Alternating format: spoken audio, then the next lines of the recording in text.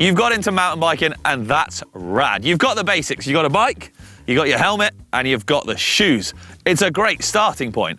But the cool thing about mountain biking is there's so many gizmos, gadgets, and accessories out there to enhance your mountain biking that there's no end to kind of the cool stuff that you collect. So today I've got a selection going from budget up to slightly more expensive, should we say, of wicked things I think could make your mountain biking even better. Now, before we get cracking, don't forget, why not show the channel a little bit of love? Click that like button and subscribe one, which should be flashing away down below as we speak. But anyway, let's crack on. Now, in this video, like I said, I'm going to go through some gizmos and gadgets from most affordable to, should we say, least affordable. But I really want to sort of stress there's no pressure to ever buy anything in anything you do, really. These are just kind of bits that we're putting out there that I think can enhance your mountain bike experience. And of course, we have some great mountain bike and channel sponsors here on the channel, so we'll be featuring obviously a few of those along the way. Now, I'm going to be working in British pounds for this one, but depending upon your currency, we'll have euros and dollars flash up on the screen for you as well. And we're going to work in the sort of £10 to £50 kind of range to begin with. And in my bag of tricks, we've got all sorts. So, a multi-tool. If you're going to get into mountain biking, a multi-tool is going to be high up on that list. A good comprehensive multi-tool can get you in and out of all sorts of trouble. But there are a few essentials I'd recommend you have on it. So something like this. This is a Topeak Ratchet Rocket Light DX. It's got a chain breaker. There's even some little tire levers in there.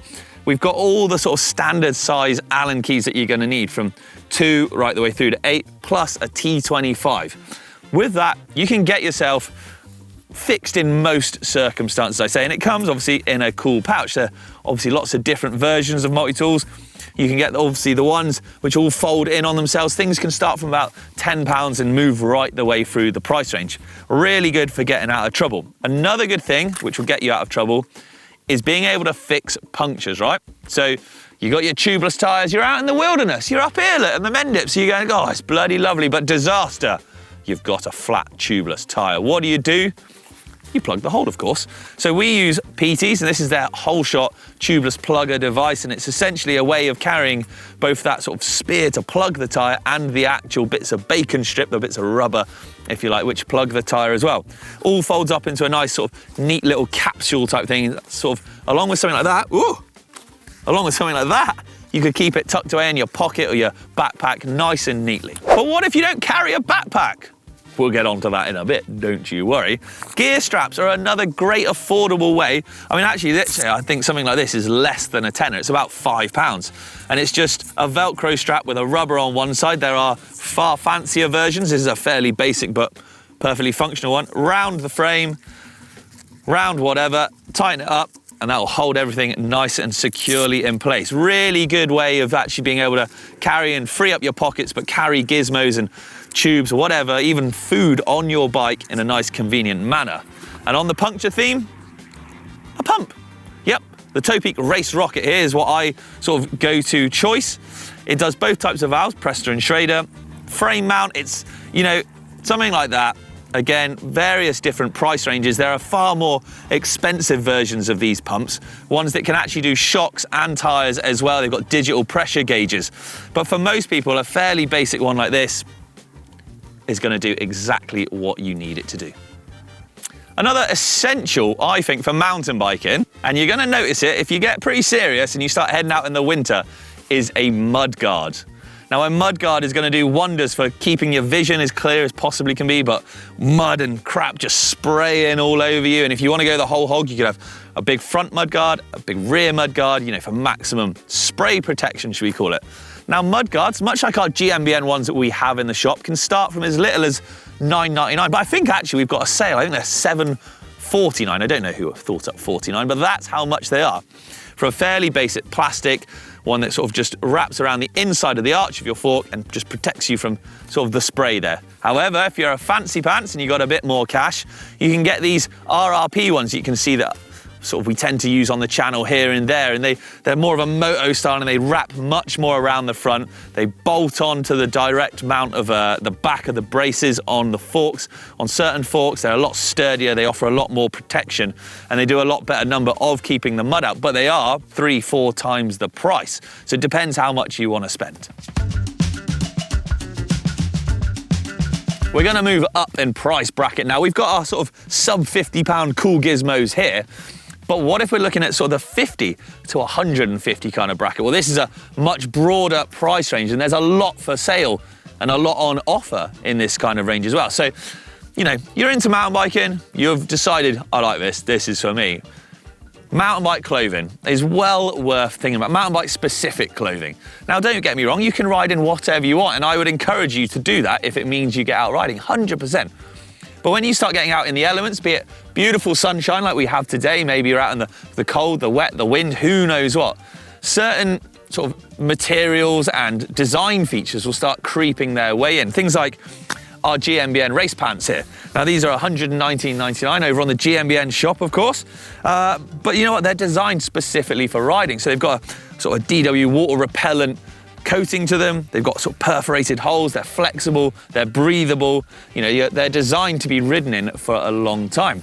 Now, you can obviously get cheaper versions. You can get far more expensive trousers as well, which is pretty bonkers. But again, you might be looking at breathable tops, things like these, you know, tech tees where they wick the moisture away, yet they're breathable. Long sleeve tops. Coats could come into play as well if you're riding in the winter or live in a wetter climate. I know flipping we do, it seems like at the moment. Then having a really good proper fitted mountain bike coat that's sort of drop-tailed at the back, maybe hoods that fit over helmets and tighter cuffs and certain stash pocket and breathability vents here, there and everywhere can just make for a far more comfortable ride. And if you are riding more often, then well, you might want to think about protection. Yes, this could be simple wearing gloves. Possibly not the best person to listen to then, not a big advocate of gloves, I know, but knee pads, elbow pads, you know, you're going to be looking at around the £50 plus kind of mark. However, you know, if you want to take it further in body armor, you could be looking at £100 plus. There's lots of different, should we say, versions out there of grades of protection to it. And if you shop around, there are God knows how many bargains to be had at the moment. But, you know, taking it on from there, that is well worth thinking about. And of course, you need something to carry this all in. A hip pack, of course. But, I mean, a lot of mountain bikers are using hip packs, fanny packs, call them what you will these days. This one here is a camelback one. It can take a bladder in it. You can put a water bottle in there. It's got these huge pockets to carry all these bits and bobs that you've already bought. And of course, it's got a nice big strap to make it nice and comfortable. But something like this just means that you can easily carry, it's the Flow, this one, that you can carry all your bits and pieces. You can have it stashed. And well, it's just a great way of carrying all your bits and bobs. But let's jump up to the next price bracket. We're going to jump up to £150 plus. Now, here on up, I mean, there's all sorts out there. The mountain bike world is, well, full of everything at every single cost. You can go up into thousands, but we're going to talk about £150 plus, because I still feel like this is a sort of a price point upwards that can still be obtained by a lot of people. And, you know, you got your Camelback. It's great, but it's not big enough. Get rid of that. You need a backpack. Now, these are mountain bike specific backpacks. This is the Camelback Mule.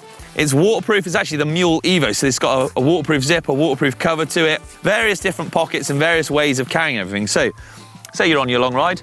My knee pads, I don't want to wear them. We'll put them in there.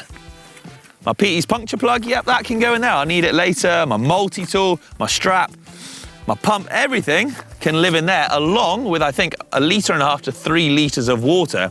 You can put your coat and goodness knows what else in there. But what else could you look for on this price range? Eyewear. Now, we use Smith glasses, obviously, here on the channel, and many other glasses are available. But something like these are a great glass. So they're going to obviously be sort of UV resistant. They wrap around, they're really comfy. A key thing is they're designed to integrate, ta-da, into helmets so that you can stash them away when you're not using them, put them back on. And obviously we've got tinted lenses, which look snazzy, but obviously do serve a purpose of sort of clarifying the trail, keeping the sun out your eyes. But what if it's a really gloomy day? Well, a lot of mountain bike glasses will come with replaceable lenses. So tucked away in here, there's a couple of clear lenses. So I can pop these out and put clear ones in should the weather dictate if it was to get wintry. But hang on, we're going riding. We don't know where, we don't know how long, we don't know what effort to put in. What if we wanted to know all of this? Look at that, seamless, right? Yes.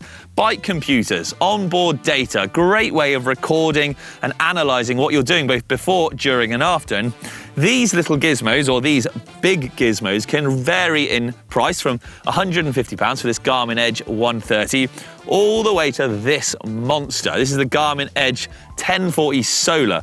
I mean, look at the size difference for a start. And there is the Edge 530 or 830, which is an in-between size. But you're thinking, Rich, this is 150 quid, this one's 500 plus. What's the differences? And this can go across computers and wearable tech, if you like, across all ranges. The 130 is a stripped back version. It'll give you things like heart rate, which you can sync to a strap. Obviously, it's going to give you all your normal metrics of time, distance, speed, averages across all of those. But that's about it. It ain't gonna do a great deal more. If you are getting really serious or going into really remote areas, the 830, the 530, or the even bigger one is jam-packed with way more features. The battery on it will last longer than 24 hours. That's gonna last longer than I can normally ride for, I tell you that. But you've got things like navigation, route planning, you've got crash detection on it. You can actually not play music from it, but you can sync it to music apps. I mean, the endless things that this thing can do. And obviously the fact that this one here and the Edge 830 Solar will actually take charge today. Charge, my pretty, charge. Yeah, I mean, it might seem overkill, but if you're really getting into it, or, you know, like myself, you like to do really big rides in remote areas, something like that, it can actually be a bit of a godsend. I'm not gonna lie. I'm not touting the big price tag on it, but it is well worth it if that's the kind of stuff that you're planning for. But that's it. That is sort of a few of my essentials, I think, that so when you're getting into mountain biking, moving through that, as I did when I was sort of 17, 18, 19, I moved through those price brackets the older I got and sort of added to my collection in the garage. But let me know, is there anything that I've missed? Is there anything extra that you think should be on there or you'd like to see in the future? Drop us a comment. It's always much well received. That's the words I'm after. But thank you very much from a sunny Mendips, where it really isn't that sunny very often. I'll catch you later. Cheers.